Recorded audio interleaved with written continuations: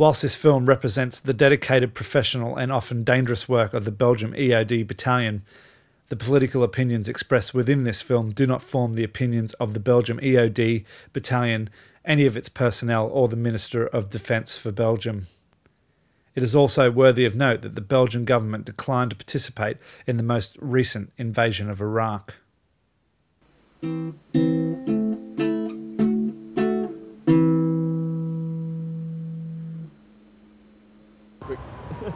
It's been a year since the outbreak of the war in Iraq. Nearly 60 British servicemen have lost their lives. No weapons of mass destruction have been found. The document used to justify going to war is this one. There's several questions about this document which bring it into question. One is that it used or plagiarised a 12-year-old student thesis.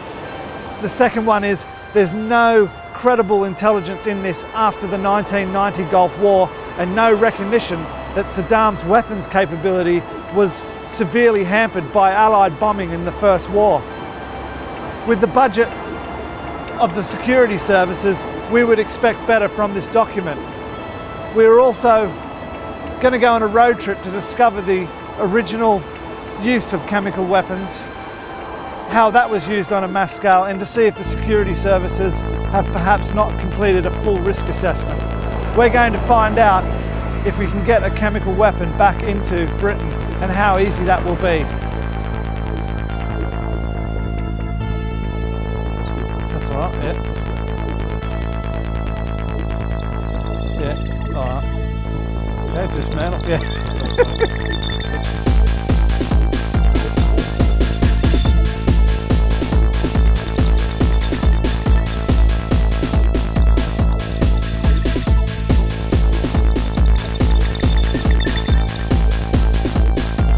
Weird things about Belgian driving, man. Shit. What are the main points? Give way to the right, even if anyone to the right's got the right of way. So if they're pulling out, no, but if they're pulling out of a side street, they've got the right of way. So you can be on the main road, and they've got the right of way. Crazy, man. So it says here, look. Thanks to this rule, cars darting out from side streets sometimes have right of way over vehicles on the main road. Definitely gonna crash.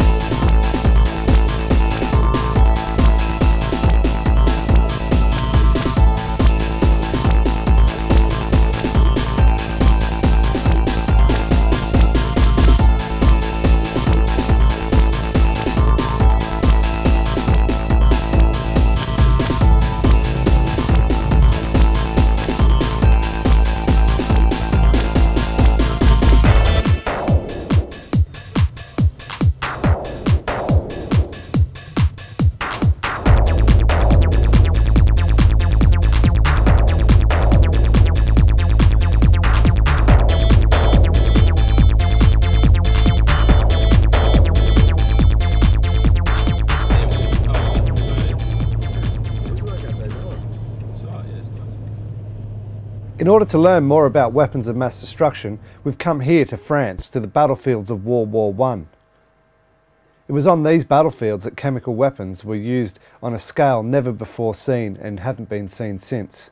In order to discover the truth about weapons of mass destruction, we've come here to see what we can learn by remembering those who fought and died. We're looking for evidence of the greatest chemical war that ever occurred.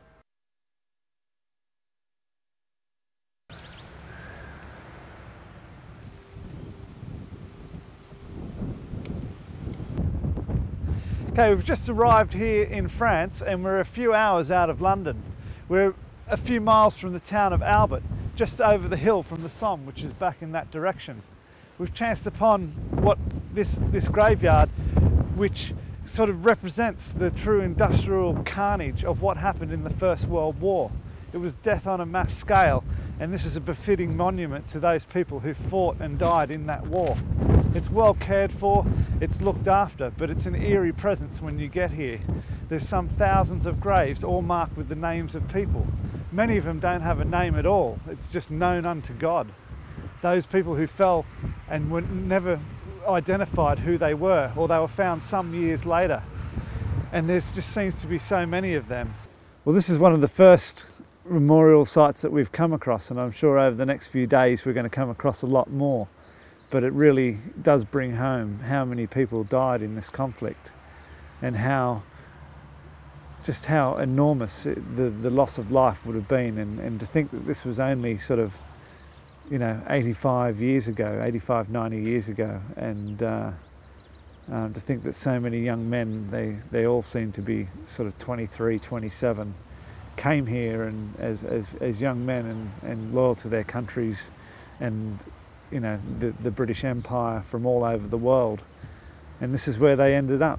And I think it takes a very just cause to ask young men to come and do this and to give their lives for a cause, and I think the Great War was one of those causes.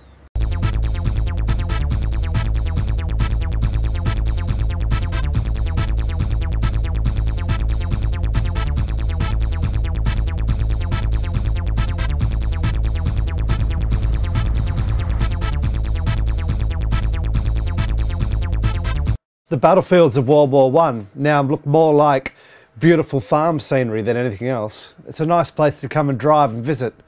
But all over the battlefields, we're reminded about what happened here because the graves are preserved of the soldiers who died. Here they've rested for the last 90 years. Evidence of a massive conflict on a massive scale.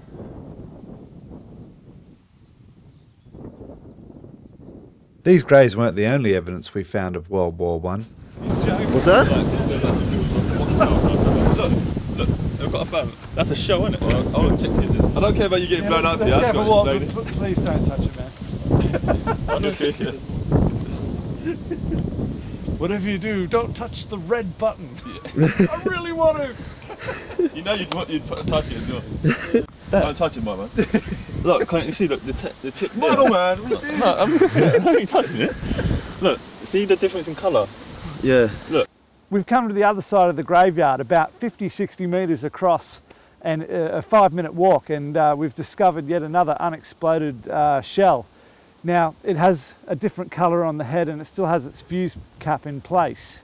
And it is potentially yet another find of a weapon of mass destruction, which is entirely surprising considering it's our first day out and we've been maybe two and a bit hours from London, and here we are. We've found yet another unexploded shell.